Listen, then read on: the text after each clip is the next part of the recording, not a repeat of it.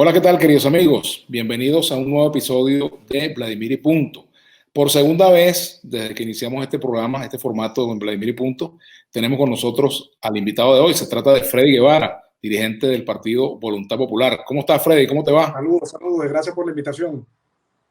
Bueno, Freddy, caramba, leía una declaración de Guaidó esta mañana donde él decía que no es lo mismo una negociación que un acuerdo, digamos que un acuerdo para lograr las soluciones políticas que el país requiere, y expresaba cierta desconfianza frente a lo que sea finalmente la palabra del gobierno. Me gustaría entrar en este tema directamente sobre la negociación con el gobierno y cuáles son las cosas que son ciertas y cuáles son las cosas que son falsas de todo lo que se ha dicho, que si hubo una reunión con Francisco Torrealba, que si se iba a hacer de nuevo, tú lo negaste después en la segunda oportunidad. ¿Cuál es la verdad de todo esto? ¿Cuáles son los pasos que se han dado?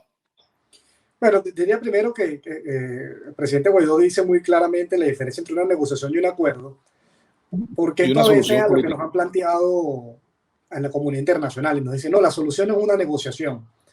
Y Guaidó le ha dicho, no, la solución no es una negociación, es lo que resulte la negociación, porque la negociación es un medio y negociaciones hemos tenido ya en varias oportunidades y lamentablemente no han culminado en nada favorable para el pueblo de Venezuela.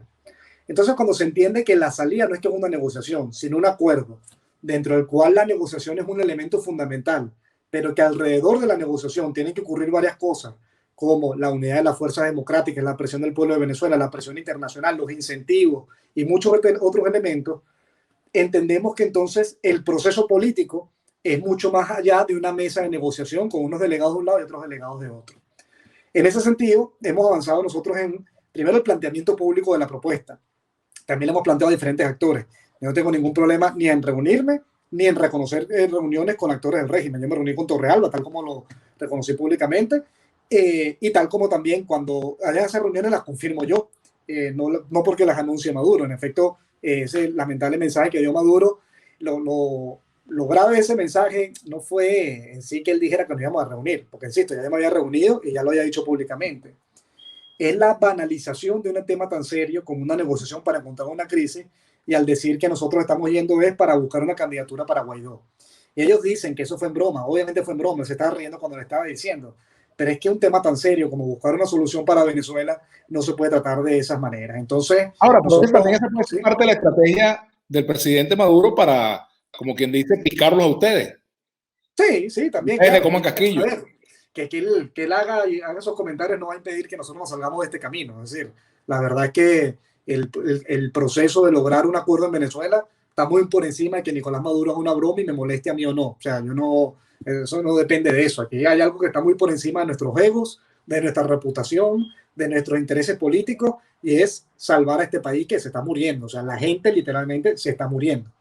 ¿Qué Entonces, significa, Freddy, cuando tú dices que por muchos chistes que haga Maduro o las provocaciones que él intente, no van a salirse de este camino? ¿Quieren decir que se acabaron ya las intentonas de salida por ¿ustedes me la escuchan? fuerza?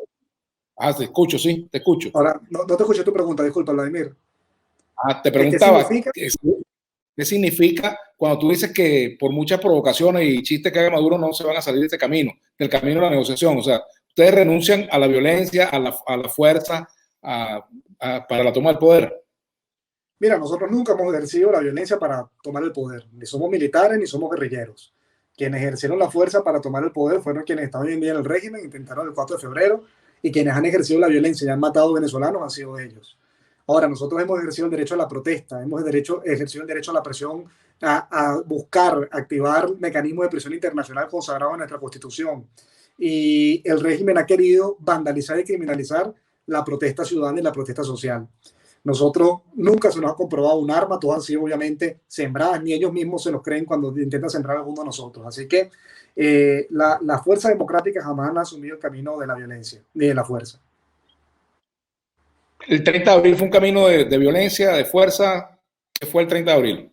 ¿Qué significó, Bueno, Freddy? si el 30 de abril hubiera sido un camino de fuerza, se hubieran entrado a tiros los militares que estaban con nosotros, con alguien más. Hubiera habido un enfrentamiento violento.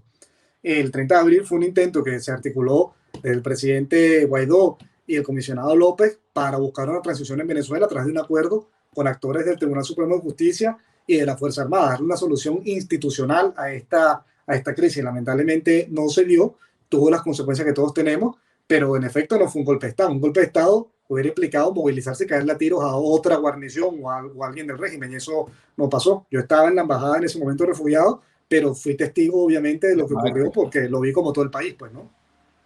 Estaba refugiado en ese momento. ¿Cuál fue la causa del fracaso de esa operación? ¿Hubo traición? ¿Hubo una jugada adelantada de parte de Leopoldo López? No lo sé. Yo la verdad, como por razones obvias, ¿no? Al estar en ese momento en la embajada, discutir esos temas conmigo eran muy complicados, ¿no? Yo no tenía la información al respecto y la verdad que tampoco la necesitaba por mi rol. Lo que he podido ver luego, okay, hablando con Leopoldo, con Guaidó y todo eso, bueno, es que fundamentalmente una de las partes que están involucradas, en este caso todo lo que está vinculado con el mundo del Tribunal Supremo de Justicia y algunos actores de la Fuerza Armada, a última hora decidieron no participar, bien sea porque yo siempre tendré la duda, es que estaban infiltrados desde el principio, es que se echaron para atrás a última hora, eso habrá que verlo, pero bueno, se intentó montar de alguna forma un episodio que desatara un proceso de transición a través de las fuerzas legítimas y poderes constituidos que representan al régimen dictatorial. Hay análisis también que dicen que faltaba una parte del PSV hacia el PSV y que era más importante que había incluir algún actor político y no solamente algún actor institucional como el TSJ, así nosotros no lo reconociéramos, o la Fuerza Armada, ¿no? Pero bueno, son procesos que se generan y bueno, y que tienen sus consecuencias por razones obvias, ¿no? Oye, Freddy, me gustaría que me hablaras un poco de las dificultades que hay para lograr unidad en la oposición en torno a estos acuerdos y también las dificultades que se observan en el chavismo, porque las dos partes son importantes, ¿no? Sí, mira, del lado nuestro obviamente hay visiones, ¿no? Yo creo que afortunadamente entre la experiencia, la realidad, la reflexión, todos coincidimos hoy en la necesidad de buscar una salida negociada. Una solución negociada a esta crisis. ¿Negociada con quién? Con los actores del régimen también.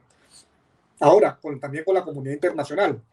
Y yo creo que eso es una diferencia de este proceso que estamos nosotros trabajando respecto al anterior o a los anteriores, en los cuales la comunidad internacional estaba solamente planteada como un mero mediador. Y hoy en día la estrategia involucra obviamente la participación de los Estados Unidos y tomar en cuenta incluso potencias como China, Rusia y otros países que están acá, porque tenemos que saber que Venezuela lamentablemente hoy es un país sin soberanía, no solamente soberanía popular, tampoco soberanía territorial como la ha demostrado el COQUI y la FARC y el arco minero, sino que tampoco hay soberanía en términos de que las decisiones del país las toma el propio país, porque hay muchos factores extranjeros involucrados en esto. Entonces, entendiendo esa dinámica geopolítica, abordamos esto de una manera diferente. Ahora, si bien hay un consenso, diría yo, estratégico, en que la solución que hay que impulsar es negociada, y eso lo ves, incluso ayer ayer creo que fue el aniversario, o antier, del partido de María Corina, de 20 Venezuela, y ellos sacaban un mensaje que ellos no están en contra de una negociación, sino que ponían las condiciones, que ellos veían algunas otras diferencias.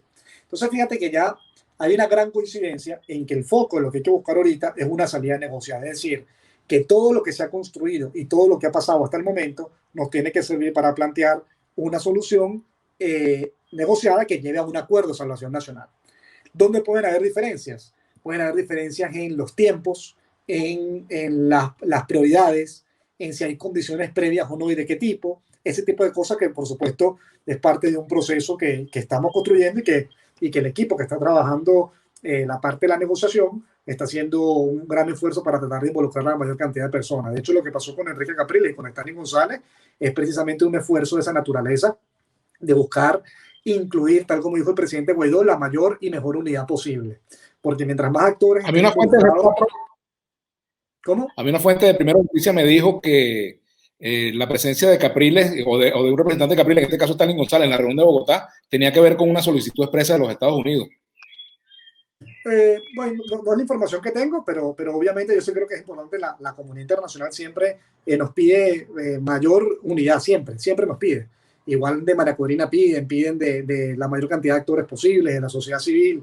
Entonces, eso es algo que nosotros tenemos que entender, primero que es un valor estratégico, que es una necesidad, pero también que es un requerimiento internacional. Y si nosotros entendemos que la crisis en Venezuela pasa, o la solución a la crisis en Venezuela pasa, entre otras cosas, por el rol activo de la comunidad internacional, tenemos que actuar en consecuencia, ofreciendo una unidad sólida que demuestra que aquí la discusión es sobre cómo salimos de esta crisis y no quién llega primero a la meta. Que a veces creo que es la Ahora, gran pelea de enanos que hay, ¿no? claro, hoy es posible un acuerdo entre venezolanos para resolver este problema o necesariamente la comunidad internacional tiene que estar involucrada como parte de la mesa. Mira, a ver, eso depende del régimen, ¿no? Nelson Mandela decía en su autobiografía, en El largo camino a la libertad, que el terreno de la lucha no lo decide el oprimido, sino el opresor. Y eso significa, entre otras cosas, que si esta solución, si se podemos hacer un acuerdo entre las partes, o vamos a requerir necesariamente compromiso internacional, actuación internacional, va a depender del régimen. Si el régimen solo quiere negociar con nosotros por las sanciones de los Estados Unidos y no le interesa la estabilización del país, la democratización y otros elementos, obviamente hace falta la participación activa de países como los Estados Unidos, que es donde creo lamentablemente que estamos parados hoy. Yo creo que el régimen solamente quiere negociar hoy con la oposición porque percibe que la comunidad internacional no va a aceptar el plan que ellos tenían. El régimen tenía un plan que pensaban que tras la salida de Trump y el fraude del 6 de diciembre, ellos iban a lograr que el mundo dijera básicamente como con Cuba, que es el gran sueño de ellos. El gran sueño de ellos no es ser Cuba necesariamente con las condiciones económicas o políticas, sino sobre todo con el tema internacional.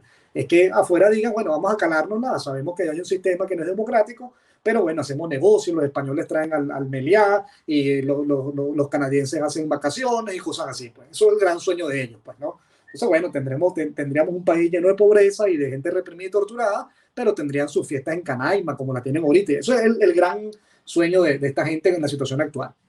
Y como eso no le funcionó, están planteando entonces, ya intentaron, buscaron al principio, y esa fue la gran promesa con la que Jorge Rodríguez logró convencer al chavismo de que lo pusieran de presidente de su parlamento, que ellos en teoría iban a entrar en una negociación directa con los americanos, y era una broma muy buena, vamos a hacer real, pues, ¿no? Vamos a hacer real y ustedes inviertan en petróleo y tal.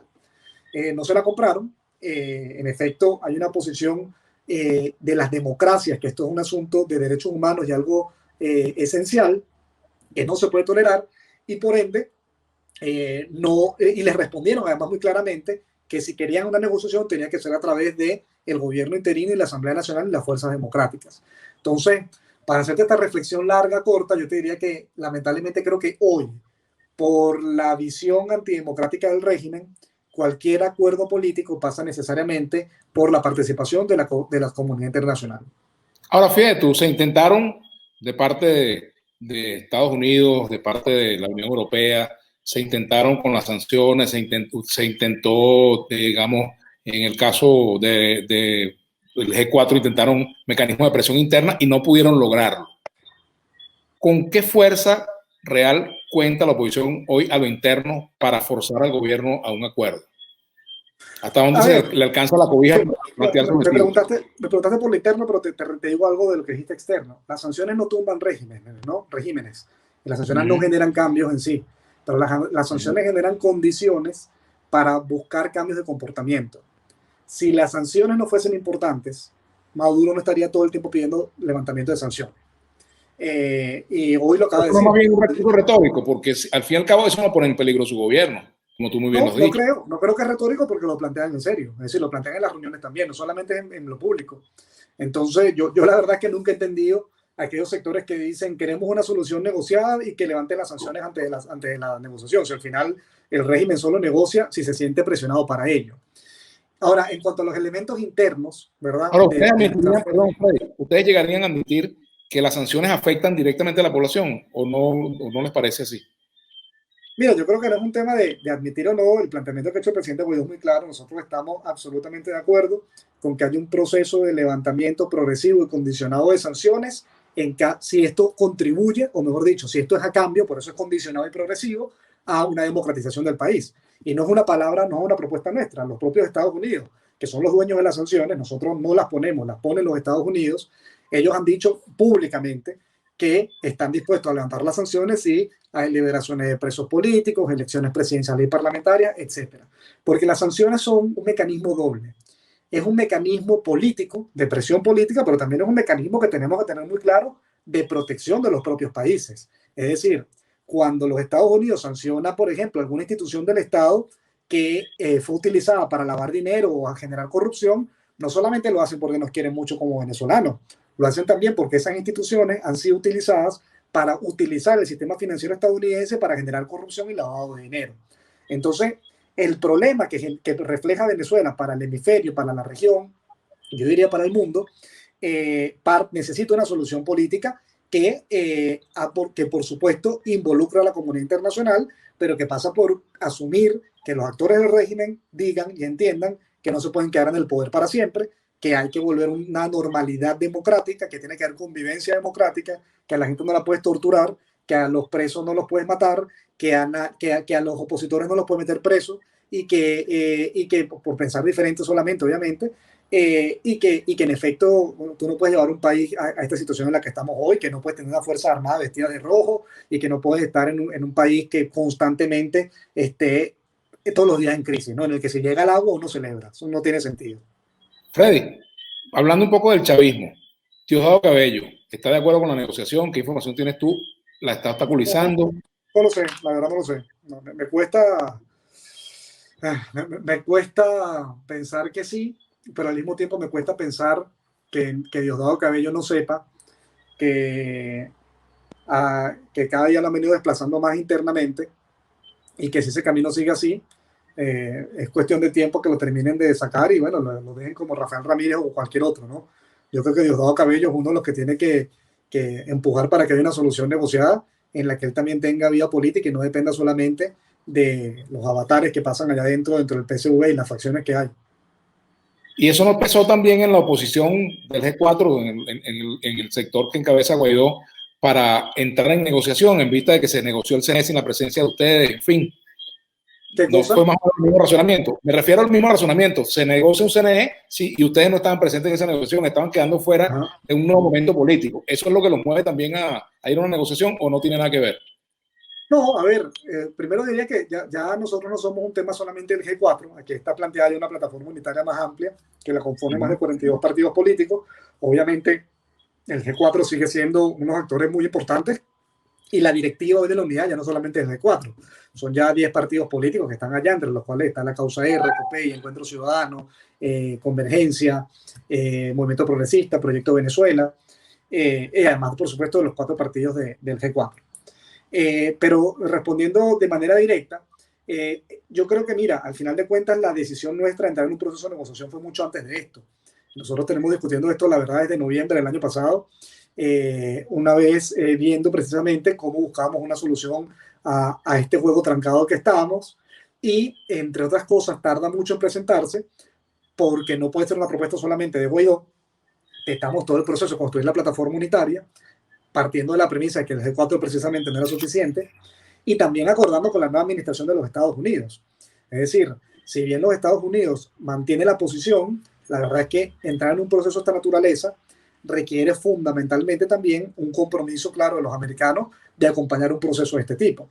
Porque los propios del chavismo estaban diciendo que ellos solamente iban a entrar en un proceso de negociación si sabían que estaban los Estados Unidos involucrados en ello. Entonces, esto es un proceso que involucra la discusión interna, la discusión externa. Los Estados Unidos son un actor fundamental, pero no son el único. También se tuvo que hablar con nuestros amigos de Colombia, con los amigos de España, con los amigos de Francia, para plantearles la necesidad de que pusiéramos todos los esfuerzos en torno a lograr un acuerdo que permitiese salvar a Venezuela. Ahora, Freddy, entrando en otro aspecto de toda esta conversación, que es el aspecto electoral, decía Maduro bueno, yo me imagino que era en broma para picarlo a ustedes, que, bueno, se estaba hablando de la candidatura de Guaidó en Vargas, etcétera, ¿no? Miranda dijo, no dijo Miranda. Miranda, pero bueno, imagínate, ahora Vargas pensé por la muerte de Carneiro, qué sé yo. De García Carneiro. Que es de allá, no, pero él dijo Miranda. Claro, exacto, pero yo pensé pero en todo caso, ¿por qué no tomarle la palabra? Y que cada líder opositor sea candidato en una región importante del país, que cada líder se mida realmente en este proceso del 21 de noviembre y que se convierta en esto en un referéndum del liderazgo de la propia oposición frente al gobierno. Primero porque yo tenía 2 razones de fondo, ¿no? Primero porque el tema no es un asunto de quiénes son jefes de la oposición. Yo siento que básicamente hay un sector, una corriente opositora que está más pendiente de ver quién dirige la oposición y asume más este proceso como un quítate tú para ponerme yo, que como un proceso para solucionar al país. Entonces, la lucha de la oposición no puede ser para ver quién es el líder de la oposición ni para ver qué cargos tenemos. Tiene que ¿Esa ser corriente es para amarilla o de una otro color? solución para el país. ¿Perdón? ¿Esa corriente es amarilla o de otro color? ¿Qué? Que si esa corriente es amarilla o de otro color. No, a mí me refería, yo estaba leyendo unos tweets de Chugo Torreal, lo que no entendía de verdad, planteando Ajá. toda una discusión. No, es que el G4 se metió, fue en la propuesta, ¿sabes? Como una discusión que yo digo, esa vaina solamente le interesa al mundillo político, o sea, al pueblo venezolano, la verdad está en esa discusión, no es que quién fue que planteó esto y quién planteó lo otro. Esas discusiones, ¿verdad? Sobre quién dirige y quién conduce, son importantes en la política, pero al final esa no puede ser el foco de la fuerza democrática. El foco de la fuerza democrática tiene que ser cómo le buscamos una solución a esta crisis, y una solución que no sea solamente de pañitos calientes, sino que también estructural. Y el origen de nuestra crisis es político, y es político por el modelo y por la usurpación. Por lo tanto, al tener nosotros un foco en una solución integral a esta crisis, pasa necesariamente por un proceso de redemocratización que tiene que incluir tarde o temprano una nueva elección presidencial en la que todos los actores se comprometan a respetar su resultado. Y lo segundo es porque no hay condiciones. Es decir, en efecto, yo entiendo y uno puede estar dispuesto a debatir y a evaluar las regionales o las municipales como un evento de movilización, así no hayan condiciones o no, pero lo que no puede ser es que eso se asuma sacrificando el tema grueso y grande. Es decir, si vamos a participar en un proceso de regionales y municipales para renovar los liderazgos y eso, pero a costa de eso significa que la comunidad internacional descomprime la presión, dicen que el CNE este es legítimo y que aquí todo se resolvió y que vamos a esperar un calendario de aquí en 2024, bueno, hermano, lo que tiene que aquí en 2024, no sé cuántos venezolanos van a quedar en Venezuela y los que queden, no sé cuántos estaremos vivos, libres y bueno, y todavía echando el pichón a esto, ¿no? Eso quiere decir que no está decidida la participación electoral aún. No, lo que está decidido es que vamos a luchar por condiciones, que dentro del acuerdo de salvación nacional están incluidas condiciones y un cronograma o con un calendario, como me corrigieron hoy, un calendario electoral que incluya presidencial, parlamentaria, regional y municipal, y que la decisión que tomemos sobre el tema de la participación o no en este proceso que ya está convocado, la vamos a tomar en unidad. ¿Dependiendo de qué? De una variable muy sencilla. ¿Esto ayuda o no al proceso de una solución política? Si la evaluación es que sí, por supuesto que se le echará pichón. Yo Si te la evaluación es que Freddy, no, no se le... ¿Ah? yo preguntaría, ¿qué mejor condición electoral que un 80% de descontento contra el gobierno? Y, por Oye, ejemplo, si con un esto CNE que fuese tiene unas condiciones distintas, incluso superiores a las que tienen una representación, la oposición, el doble de lo que tenía en el 2015, por ejemplo. Mira, te pongo otro ejemplo que di a ver, también justamente hoy, en otra discusión. Alguien me decía, tú te puedes robar 100.000 votos, 1 millón de votos, pero no se pueden robar 4 millones de votos. En una elección regional y municipal no tienes que robarte 4 millones de votos en conjunto, tienes que robarte 4 millones de votos distribuidos entre 24 gobernaciones y 335 alcaldías. Entonces te robas 20.000 votos en Miranda y con eso te la robaste, te robas 10.000 en Bolívar y con eso te la robaste y vas sumando así. Entonces, la verdad es que los procesos regionales y municipales son muy fáciles de robar porque los incentivos para que no ocurran son muy pocos. Las probabilidades de que una elección regional o municipal termine en una revuelta popular o en un quiebre militar o en una crisis de gobernabilidad son muy pocas, porque el régimen de manera inteligente nunca se las roba a todas. Entonces, mientras tú tienes a Carabobo celebrando porque le ganaron, tienes a Miranda robada. Y así, o te voy a poner el ejemplo de lo que pasó. Mientras a Ocariz y a Camarita, Andrés Velázquez, lo robaron en Miranda y en Bolívar, tenía celebraciones en Mérida, en Zulia, etc. Entonces, el tema de las condiciones electorales, Vladimir, no es solamente un asunto de mayoría. Si esto fuese un asunto solamente de voluntad popular y no porque sea el nombre de mi partido, ya esto se hubiera resuelto hace tiempo. Ahora, usted dice que es una La dictadura. voluntad ¿Qué popular dictadura no da se puede condiciones? expresar. ¿Cómo? Que ustedes califican al gobierno como una dictadura. ¿Qué dictadura da condiciones? Se supone que es una dictadura para no dar condiciones, ¿no? Bueno, precisamente se lucha para que hayan condiciones. Nosotros, por ejemplo, te pongo ejemplos que han logrado que a través de procesos de presión y negociación, a ver, si eso yo creo que en general aplica para cualquier fórmula de democratización, es decir, que qué dictadura sale, es decir, esa pregunta pudiera formularse como, bueno, ¿qué dictadura renuncia? ¿Qué dictadura sale del poder? ¿Qué dictadura es derrotada? Efectivamente, las dictaduras nunca quieren eso. lo que tú buscas son condiciones de presiones, incentivos que permitan llegar a esas condiciones. Entonces, tal vez nosotros nunca tendremos las condiciones perfectas, pero lo que tampoco podemos es ir al matadero. Necesitamos condiciones que al menos nos permitan competir y superar el ventajismo. En el 2015 es un buen ejemplo. En el 2015, obviamente, no habían condiciones perfectas. Tuvo muchísimas irregularidades. Nosotros calculamos que nos robaron varios diputados también, pero las condiciones estaban planteadas de una manera sí hizo válido lo que precisamente tú planteaste, que la avalancha matar el fraude. Pero el régimen de en adelante entendió e hizo modificaciones tanto a nivel técnico, tecnológico, político, incluso social, que hacen ya casi imposible que en las condiciones actuales, bueno, se pueda realmente aspirar a un proceso de este tipo. Y nosotros no tenemos duda de que tenemos de que la mayoría del pueblo está a favor de un cambio y que respaldaría masivamente un tema de un cambio.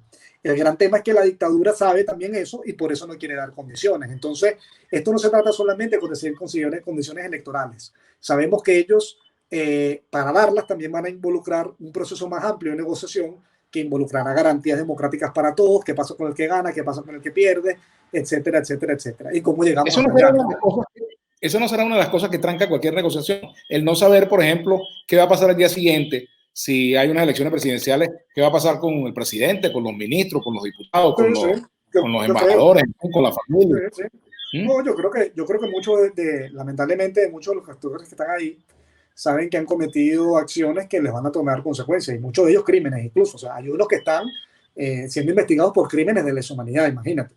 Entonces, o sea, eso no es que le dieron dos porrazos a alguien, ¿no? ¿Sabes? No, no, mano, estamos hablando de crímenes de lesa humanidad.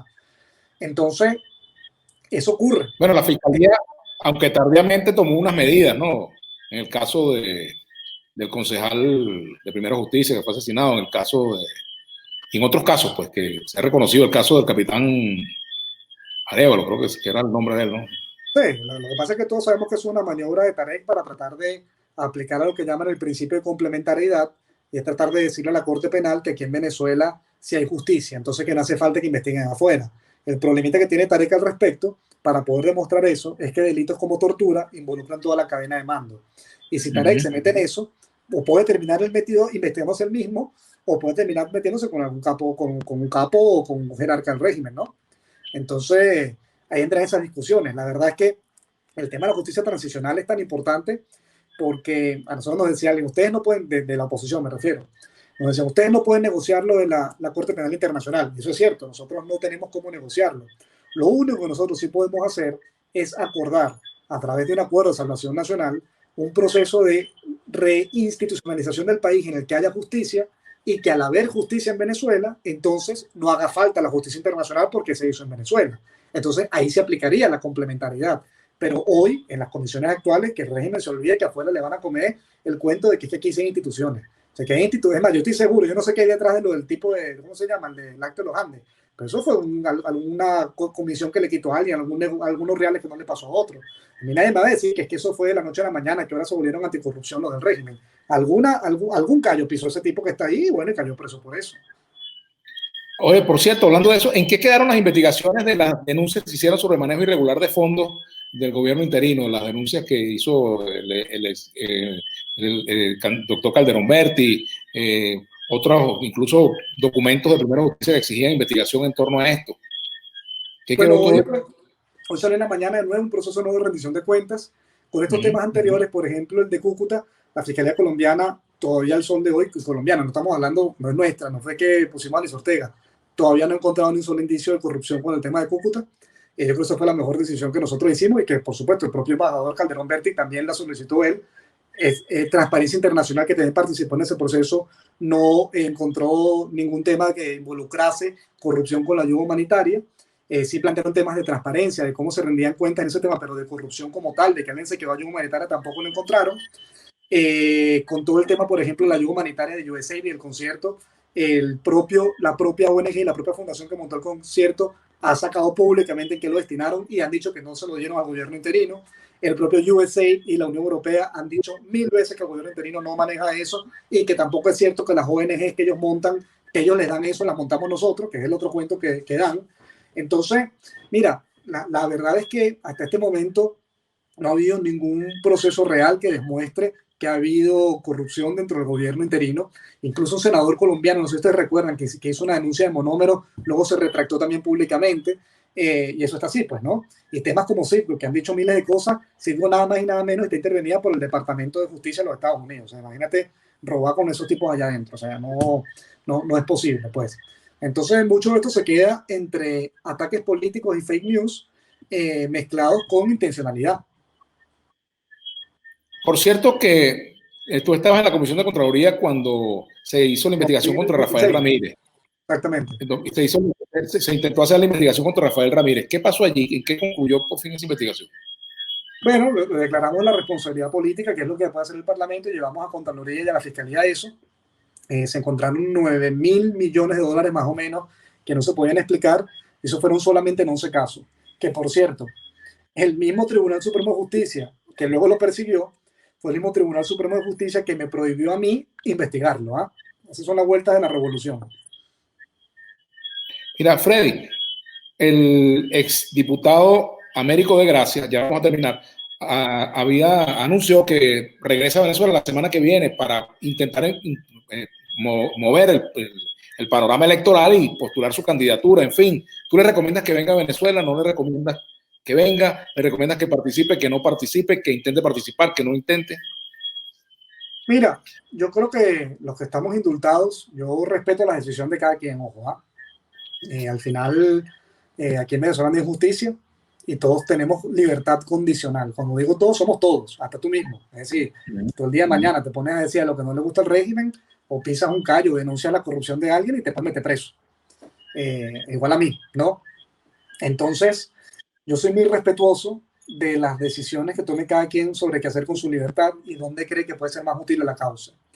En mi caso, yo decidí, tras 3 años de estar en la Embajada de Chile, sin libertad, que cuando dieron el indulto, que no es nada legal, pues yo no tengo ni un papel al respecto, pero lo asumí como una declaración política del régimen de que no iba a perseguirme, o al menos de manera inmediata. Y decidí asumir ese riesgo por muchas razones, pero fundamentalmente porque creo que puedo aportar más a la lucha desde Venezuela, porque hay muchos compañeros que quisieran estar en Venezuela y no pueden, y no tienen los indultos. El caso de Vecchio, el caso de Leopoldo, el caso de Borges, el caso de Darío Molansky, muchos que no pueden estar acá.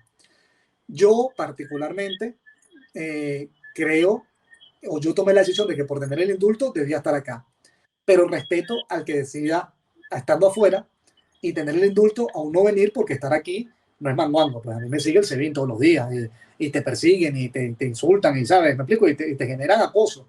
Pero bueno, eso también es parte de estar en esta lucha y cada quien tiene que decir dónde es mejor estar. Ya en el caso particular de la candidatura como tal o no, yo a nadie le recomiendo ir en contra de la unidad. A nadie. El que aquí va contra la unidad termina quemado. Por más popular que creas que seas, por más, oye, la providencia te ilumine, si vas contra la unidad, no solamente terminas quemado, sino terminas ayudando a Maduro. Pero ¿por qué Maduro ustedes es el consideran, principal beneficiario de eso. ustedes son la unidad? Cuando tú hablas de unidad, te refieres al G4. No, la unidad es la decisión mayoritaria que se toma de los actores que son democráticos. Y a todos nos ha tocado en alguna oportunidad, Vladimir, asumir decisiones que no nos gustaron. A mí en el 2017 no me gustó la decisión de ir a las regionales. Bueno, pero hermano, me tocó, pues, ¿qué vamos a hacer? Así es la Mire, ¿qué van a democracia. hacer con la llamada mesita? No hay unidad con la mesa, con los diputados que están en la Asamblea Nacional, con los Oye, yo te partidos. digo que el problema que hay ahí es que tú tienes una gente ahí que son alacranes, ¿no? Entonces, yo te digo en particular, yo puedo, y esto obviamente habrá gente que no estará de acuerdo conmigo, pero yo, la motivación de Henry Falcón creo que es distinta a la motivación de Luis Parra, por ejemplo, ¿no? Henry Falcón, puedo tener miles de diferencias, no sé si hay otros temas detrás de sus decisiones, pero lo que sé es que él ha tenido esa posición política desde siempre, y lo he discutido con él en muchas oportunidades. Lo de Luis Parra es un asunto de corrupción y de secuestro de un partido político como Primero Justicia. O sea, entonces, en la mesita tú tienes de eso, ¿no? Tienes alacranes comprobados que estuvieron metidos en el tema de corrupción financiados por Alex Saab y tienes, bueno, actores políticos. Yo no sé cómo Henry Falcón se reúne con esos actores y salía con ellos. Pero mientras en un bloque de ese tipo tengas personas que está comprobado que fueron financiadas por actores de la corrupción del régimen y que conspiraron con el régimen para secuestrar partidos políticos democráticos, en el caso de Bernabé Gutiérrez, que no pudo dar ninguna muestra de corrupción, pues no la sé, pues me explico, no es como el caso de los alacranes que fue tan claro, o con pruebas claras como la sacó toda la gente de Armando Info, etcétera. Pero sí de secuestro de Acción Democrática, bueno, obviamente es un asunto absolutamente diferente, ¿no? Bueno, ya terminandito, ¿a quién quieres ver tú un presidente? ¿A Juan Guaidó o a Leopoldo López? que cizañero, vale. Mira, No, la vale, una verdad es que pregunta. nosotros, no, yo te diría, mira, mano, la verdad es que para nosotros de voluntad popular, la que queremos, puede sonar bien ridículo lo que te voy a decir, algunos no lo creerán, pero lo que queremos es que aquí haya democracia y haya espacio para todo el mundo. Y en una será Guaidó, en otra será Leopoldo, en otra será Leopoldo, en otra será Beque, en otra será Beque, en otra será Manuela Bolívar, que haya oportunidad para que cualquiera pueda aspirar y avanzar. Aquí el orden de los factores, la verdad, no es lo importante es que Venezuela haya condiciones para que todos podamos competir y que el que gane, gane, y que el que pierda pueda seguir haciendo política y bueno, y seguir hacia adelante. Ahora sí, finalmente, un mensaje para Maduro lo más breve posible. ¿Qué le dirías tú a Maduro? Oye, que se tome esto con seriedad y que entienda que alrededor de él hay muchas personas que están calculando quién va a ser su relevo y que si a alguien le interesa encontrar una solución para que no termine manchado en la historia como está hoy y que busque, mejor dicho, otro sello diferente que lo asuma, ¿no? Yo creo que asuma la negociación para buscar una solución. De Klerk, obviamente con toda la diferencia, fue presidente de Sudáfrica en la época de Mandela. Bota, que fue el anterior, eh, mataron literalmente con tiros y metralletas a muchos negros allá. Pero al final la gente lo recuerda, por supuesto, las familias que fueron víctimas recuerdan eso, pero quedaron también recordados porque abrieron las compuertas para un sistema opresivo como el apartheid fuera destruido, fuera eliminado. En el caso de Chile, Pinochet, estamos hablando de dos personas de izquierda, ¿no? De derecha, perdón. Tal vez no les gusten esos ejemplos. No es que pasó algo similar, pero fue absolutamente diferente en la postura o cómo quedó tras haber reconocido el tema del referendo a que se hubiese negado y hubiese generado un baño de sangre más grande al que ya habían generado. Y te pongo otro ejemplo que yo creo que ellos mismos pueden verlo y que deberían verlo con visión positiva para ellos. Para nosotros es terrible esto, pero Daniel Ortega y Evo Morales. Daniel Ortega salió del poder y luego ganó. Y Evo Morales salió del poder y ganó su partido. Entonces, de esto nosotros no estamos hablando de eliminar al PSUV, ni que nunca puedan hacer vía política a los chavistas. Se trata de que sean un partido político y que tengan las posibilidades de ganar y perder como el resto del planeta Tierra y que se ajusten a un Estado de Derecho en el que todos podamos competir y que sobre todo el pueblo pueda decidir. Bueno, Freddy, muchas gracias por acompañarnos en Gracias, Premio. gracias. Un abrazo a ustedes. Chao, chao.